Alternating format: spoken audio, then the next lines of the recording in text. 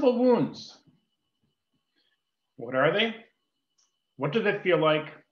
What tools do I have to be able to support myself and those around us that sustain invisible wounds? Hi, my name is Darren Dubé. I'm an emotional fitness educator here at the Emotional Fitness Academy. We're extremely excited to partner with Norm Deverin, a retired RCMP officer after 28 years and published author of Invisible Wounds, the emotional journey of a police officer's battle with PTSD, that are known as post-traumatic stress disorder. We've launched an initiative called Invisible Wounds to provide education resources, training and coaching around this very sensitive topic. I'd like to invite you now to watch as an interview that took place with Dr. Richard de Valancourt and Norm Deverin around this very sensitive topic. This is recording number 1 with a series of videos to follow, which we'll post onto the Academy website. It's a pleasure to have the opportunity to actually meet with you and talk about Invisible Wounds, the emotional journey of a police officer's battle with PTSD. I really, really enjoyed reading this book. For me, it was an incredible experience to hear about your experience and to learn a little bit more about your background, about why you wrote the book. And what I'd like to do is actually ask you a few questions about the book. I was very intrigued by the material in your book, and I'd really like to delve a little bit deeper. So if that's okay with you, I really felt that the book was a great reflection of how PTSD impacted your personal life, your professional life. And just to start off, I wonder if you might share with me what motivated you to recount your experience and to actually write this book, Norm?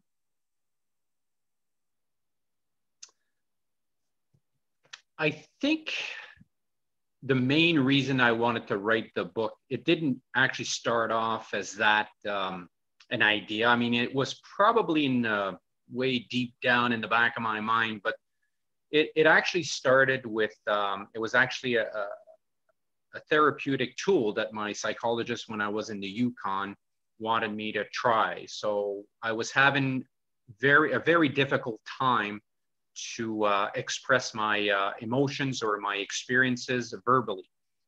So she suggested that I write it down. So I started to write it down, and I found a lot of benefits to it, especially when I was rolling around 2, 3, 4 hours in the bed there trying to fall asleep. And I started, instead of rolling around in the bed trying to fall asleep for 2, 3, or 4 hours, I would wake up after maybe half an hour, 45 minutes, and just go to the computer and just basically type out whatever was going through my mind. And from then on, I started writing articles on LinkedIn called The Typical Police Officer. I wrote about 30 articles. But yeah, so this is where I started actually really opening up emotionally. And it kind of engaged a lot of people on LinkedIn.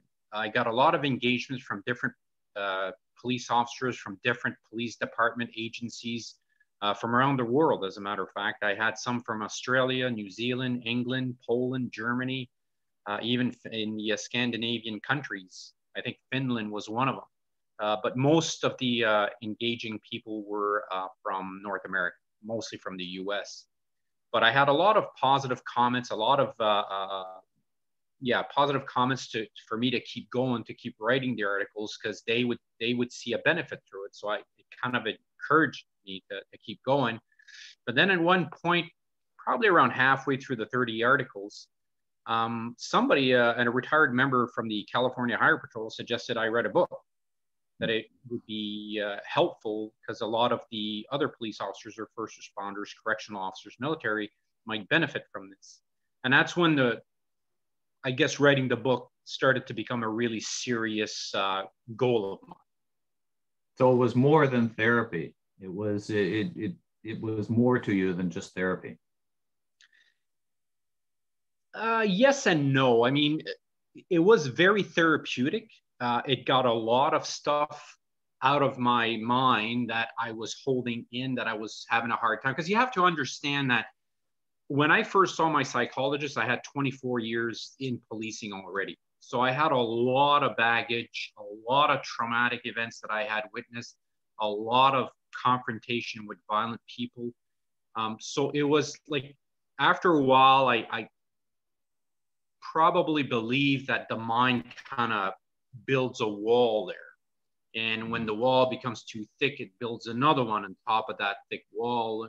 And then to the point that even if you destroy one of those walls that you're keeping all those things inside, is that you still see a wall behind it. So it becomes very difficult to talk about it, from my experience anyways. So for me, by writing it down, it was very therapeutic. It got a lot of stuff that I was holding in my mind. It went out, whether it was on paper, whether it's verbally. I guess, according to psychologists, it does the same thing. So, and I would tend to believe it because it really did help me a lot. Mm-hmm. Okay.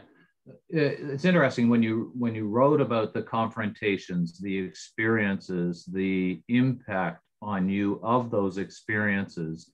It was very stark, very real, very, you could almost feel yourself being there with you as the reader. What compelled you to tell the story the way you told it? It's kind of funny, not funny, but ironic you asked that question, because actually yesterday I was just looking through some of the pages of my original manuscript, and I had written down the 2 reasons why I wrote the book. And the very first reason I wrote, and I had forgotten about that, actually, it was actually to educate the general public. That was my main reason for writing the book. I thought that, and I still believe it today, that the general public really doesn't understand the impact of mental health on police officers. We always see, and even myself, like I'm guilty of that when I was growing up, you know, thinking police officers talk to people, they were nice people until, you know, they had to make an arrest, somebody that didn't, you know, committed a crime, you know, they would spend their time drinking coffee. You know, even I had that perception before I joined the police, right?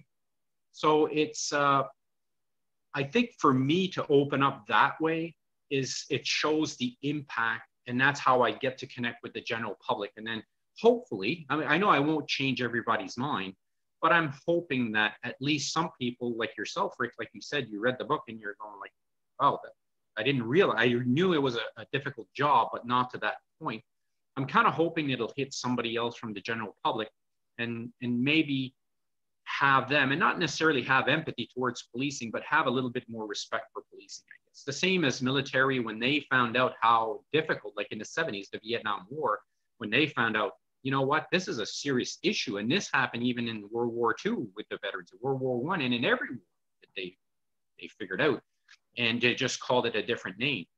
But yeah, I mean, it is a difficult job, and I don't think people realize that. And then the second reason was to help my brothers and sisters in blue. And at the same time, if it helps military personnel, correctional officers, if it helps first responders, paramedics, nurses, doctors, firefighters, whatever, it's awesome. My goal for this book is for this book to circulate around the world as much as possible so that it can help first responders, correctional officers, and military personnel, and anybody actually in the regular world that wants to take some of the tools that I've written down in that book. Yeah, fantastic. I certainly agree with you. And I have no experience in policing, but it certainly appealed to me to hear of those experiences and the impact of those experiences. Your book has, it's interesting. It's so interesting the way it's presented. You wrote 28 chapters, and before I started reading the book, I'm always intrigued by looking at chapter titles, I have to admit. And I was really intrigued by some of your chapter titles. Some of them were What is Wrong with Me, Battling Demons, Toughening Up, Camaraderie, Losing Control. One was called Emotionally Numbed, Fear and Rage. Those are very provocative and interesting titles. Let's sort of explore some of those and why you chose those titles. For example, one chapter is titled "What is Wrong with Me?" What was your thought process when you looked at those titles? When you decided to title the chapters the way you did, I guess is what I'm trying to ask you. I think most of the time, because I thought about that question like a little bit longer, and I think it's more I kind of close, in a way, figuratively speaking, I close my eyes and what does this chapter actually mean to me? And I try to use my intuition, I guess, or my subconscious to decide those chapters. So at the time when I wrote the chapters, that I kind of, what did I feel? And that's exactly what I felt. My mind kept asking myself, what's wrong with me? How come I used to love going to golf? How come now I wake up and it's like, yeah, I'll go tomorrow. I used to love, I don't know, I'm trying to think of something. I used to love actually working out at home. I had a Bowflex and all that. And all of a sudden I look at the Bowflex and go like, I'll start tomorrow. Always, how do you say that? There's a word for that procrastinating. And that's when, to me, is that when I started asking myself a lot of that question, what's wrong with me? How come now I don't have that passion anymore? How come I don't have the passion to coach hockey? It was going away. So that's how I got to that name for that specific chapter. And I use pretty much the same thing for all the other chapters, but I'd be more than willing to explain like some of them to you and the viewers as well. Yeah, well, let's explore those in future sessions and talk about a few of those other ones, because they certainly are quite intriguing. I mentioned earlier that you provide some very stark illustrations, and you talk very openly about things like suicidal thoughts, including a couple of those very stark references you made in your book. I believe your reference was the thought or the consideration of driving your patrol car into the front of a tractor trailer. Is this something you ever felt you could talk to somebody about, to fellow officers, to friends, to colleagues? Is it something that you had that opportunity to share? I don't believe it was something that crossed my mind, to be honest. Like today, if I'd still be active, I'd definitely be talking about it. But at the time, during my career, it's not something we talked about. Suicide, when we heard of here's an example. When we heard of a police officer commit suicide, nobody ever talked about, it's probably the stress of the job. It was always because, the wife left them, took the kids away, was too hard on them. It was always like outside excuses, I call them, I guess. So yeah, no, it's not something we spoke about. I've never, in my 28-year career in policing, I've never had any members, even in a supervisory position, never had any member come up to me, say, you know what, I feel suicidal. The most that I had were members that were struggling a little bit because they felt like they had that rage in them. That has happened. But it was basically what I would do is just talk to them and see a little bit more and try to be a good listener, I guess, so to speak. And I'm hoping that it did help to those members. I have no idea. I never bothered to ask them, because the other thing too is that I didn't even talk to my family about it, because in my mind, and this is all subconsciously, is that this shouldn't happen. I shouldn't feel this way. I'm tough enough to go through this. Why can't I? And then you feel like you're by yourself in here, so you keep everything to yourself. You don't want to tell your family that you are getting weaker mentally because you don't think you can handle the job anymore, because I think in the back of your mind, there's a trust issue as well. It's kind of difficult to explain, because your family is probably the people that I trusted the most, but policing, there's always a trust issue. After a while, your mind is always suspicious of something. So I didn't want to talk about it, probably because subconsciously I was afraid that my wife or my sons might actually have that information slip out to somebody. And I didn't want that to go out to the public to say, hey, Norm's having mental health issues, because at the time it was probably, well, still is today, not as much, but was definitely a taboo back then. Now, on reflection, bottling it up and not speaking to others about it, what do you think the impact of that is? Oh, it's a huge impact on the negative side, actually. Huge impact. I mean, there's no good that comes out of anything, anybody in life in general, to stuff down issues that you have that you are struggling to handle. Everybody has their struggle in life. Everybody has their own stories. Everybody has their own path that they're walking on, and they all have difficulties, whatever the case may be. For me, it might not be difficult for me, but that doesn't mean that it's not difficult for 99.9% of the people on the planet. You know, there's other people struggling with stuff that I don't struggle with. That's, to me, I think that's where human connection comes in. If I know this person and I know, or I have tools to help that person, that's up to me to be a good human and say, you know what, maybe try this or try that. That might help, you know? So basically that's the way I try to see life now in that sense. Okay.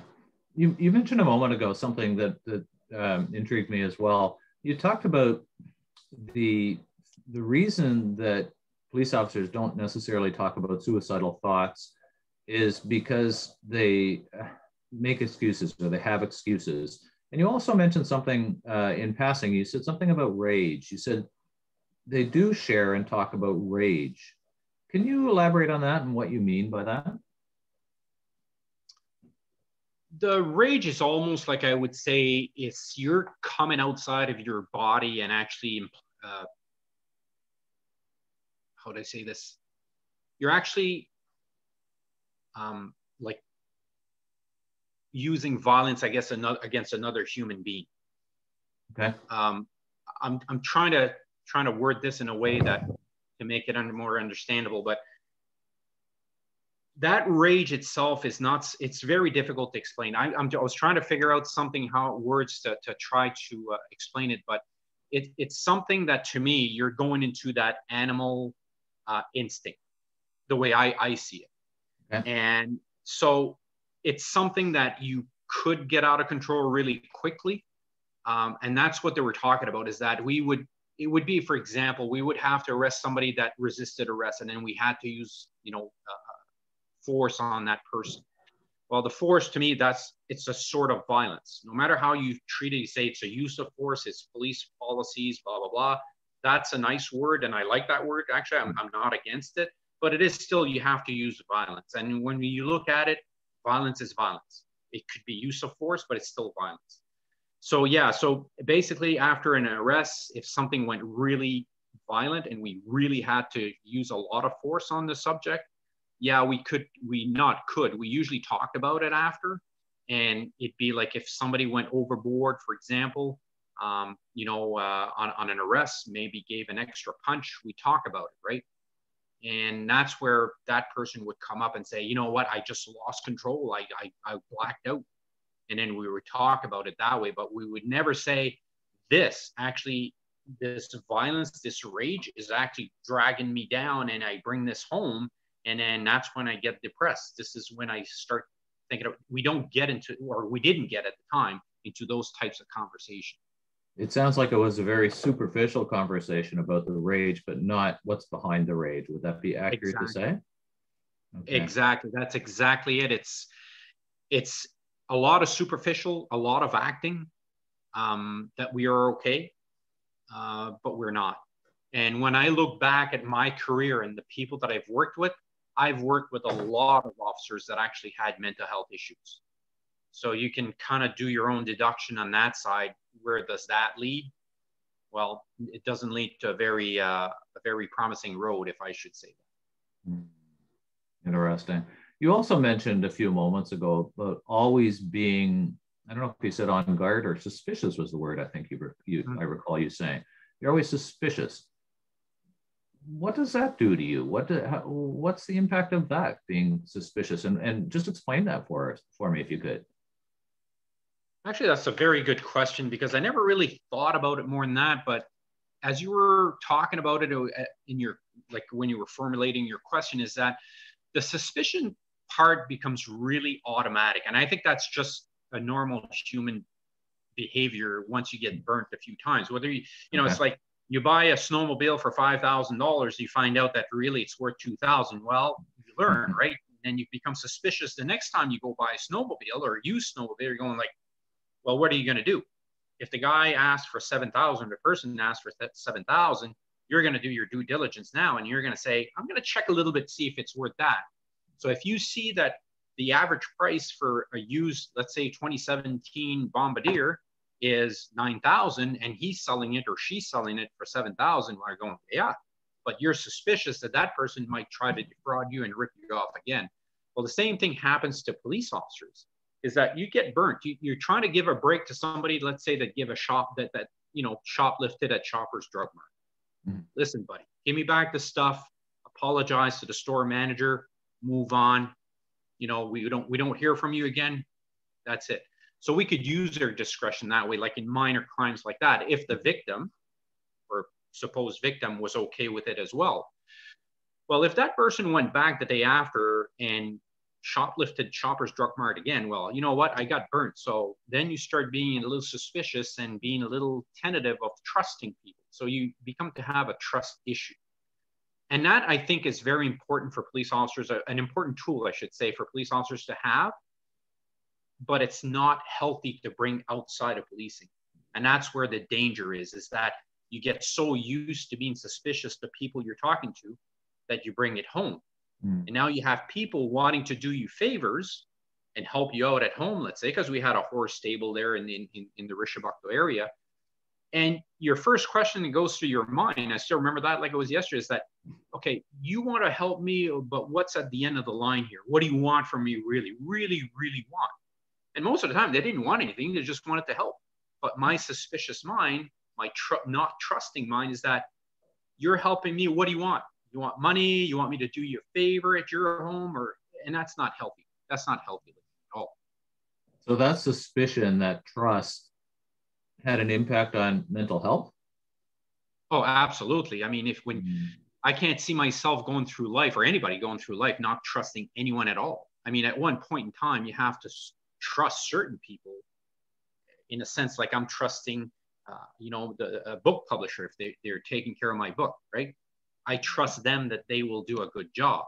Mind you, I'll check once before it's released, but I mean, you have to trust people. If you go around life the way I was going, and I'm sure that other police officers were doing throughout their career, I mean, that's not a very healthy, especially if you're bringing it home. It's okay. It's one thing to have it at the workplace as a police officer, but now to transition it to becoming a trusting issue with your wife, with your kids, then it's not healthy. It's not a healthy relationship at all.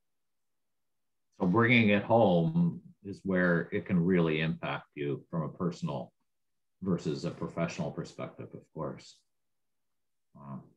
Well, let's shift gears a little bit. And in your book, you talk about your experience at the Oka crisis and that it had quite an impact on you. What was your main takeaway, Norm, from that experience? What was your main learning from the Oka crisis? And it was so well described in your book. I was very, very interested in reading about that. Oka for me was a huge, huge eye-opener for what the real world was like. I shouldn't say the real world, what the real world in the eyes of a police officer was. Okay. I have to specify that. I have to explain that because now that I'm like in the civilian life, I have yet it's going to be 6 years pretty soon there that I would have been retired. And in the 6 years, I have yet to have one person come up to me where I feel threatened like I was as a police officer pretty much every day that I put the uniform on. So that's why I say it's in the eyes, the world in the eyes, through the eyes of a police officer, because that's a reality we live in as police officers, but it's not the reality for the civilian. They might see something like that maybe once in their lifetime. So that's why I guess can you ask a question again there, Rick? I'm just wondering what your main takeaway or the lesson you learned from Oka. Yes. What did it really teach you? So that's what it was. It's just basically taught me that there's violence out there. There's actually people that want to hurt police officers out there for real. And it's not just a TV thing now. And it's not, because for me, in my mind, before policing, up to that point, even though, is that I could not imagine actually somebody really wanting to hurt a police officer. Once you're done, you give up and put the handcuffs on and off you go. So that was really, and just to explain, is that we were kind of deputized by the Quebec Provincial Police there. So we weren't really the first responders. We were always there. If there was a domestic dispute, we'd be the car in the back. The two Quebec Provincial Police officers would actually do the job of, responding to the call. We would just be in the car, sitting in the car in the back in case things didn't go well. We'd be there for backup. So we were, I guess, kind of glorified security guards for the Quebec Provincial Police at the time. But it was still, you would see a lot of issues, a lot of stuff, potential violence. At one point, we had barricades set up for both sides, both roads that came into the Quebec side, Canadian side of it. And on the other side, it was the state of New York, so the US. But we were not barricaded, I should say that, but we had barricades, sandbags and all, just like basically you see in trenches when you watch World War I or World War II movies. And so we were there, and then sporadically at times, especially on weekends, we'd hear gunshots, and then you'd hear the bullets hitting the leaves on top of the trees on top of your head. Wow. I'm sure that now, thinking today, like at the time, you're scared shitless, if I can use that word. But now that I think about it, it was probably more of a intimidation tactic than anything else. But when you don't have that experience of hearing live fire outside of a gun range, it's very, especially like in succession, like you could hear that it was a semi-automatic weapon of some sort. So yeah, it can be very unnerving and very stressful for that. So that was basically, in a nutshell, what my experience was in Akwesasne during the Oka crisis. Did you have an opportunity to speak to your fellow officers about the emotional impact on them of Oka? Did that come up? Did you discuss it? Was there any talk about the emotional impact? At the time, no. We just were sitting there, and because the shifts were, you were on patrol for 2 hours, 1 hour off. So the 1 hour off, we were in this bigger complex, like usually a community center on the reserve. And yeah, so we would just sit there and play crib or play cards during our break, or drink coffee, or just talk. And I don't remember talking anything about that. And then to talk today, like even during writing my book, is that I would have to really dig down deep inside, except the person that I worked with during that incident where a red dot was pointing at the chest of my partner. Mm-hmm. The other members, I'd have to do a little bit of thinking because I never worked with those people or those members again since I got transferred from there to New Brunswick. So in 93. So I don't think I've ever talked to anybody from that group there since 1993. Yeah. Okay. You also brought up something that made me remember in your book when you talked about that red dot on your fellow officer's chest. Can you, and just for those watching and listening, can you just describe what that was all about and how that impacted you?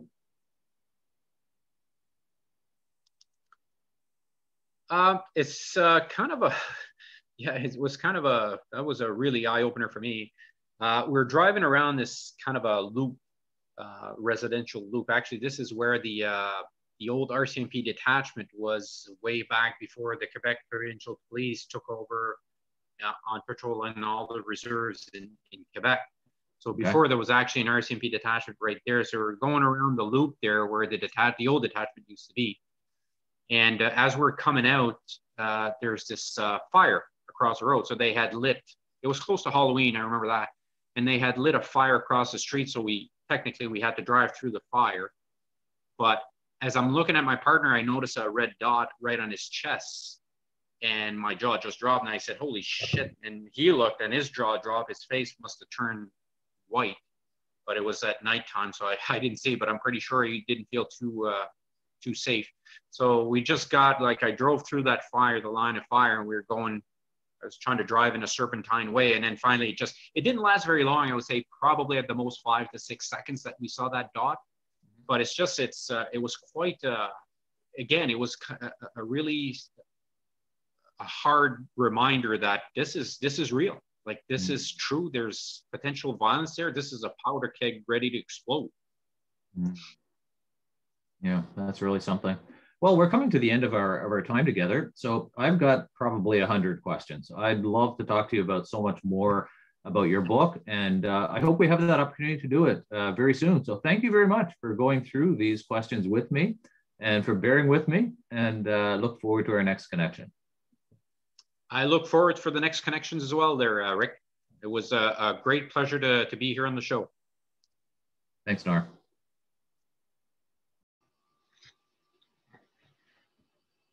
Invisible wounds. How did you find the first recording around this particular topic, invisible wounds? What did it mean for you? What experiences or memories has been triggered or brought up by yourself? We are here to hear you as you navigate through your own journey of invisible wounds, or looking for education, training, coaching resources around this particular topic to support those around us. This recording will be posted onto the invisiblewounds.academy website, and all subsequent recordings will appear there as well. If you have any questions, comments, we'd love to hear from you.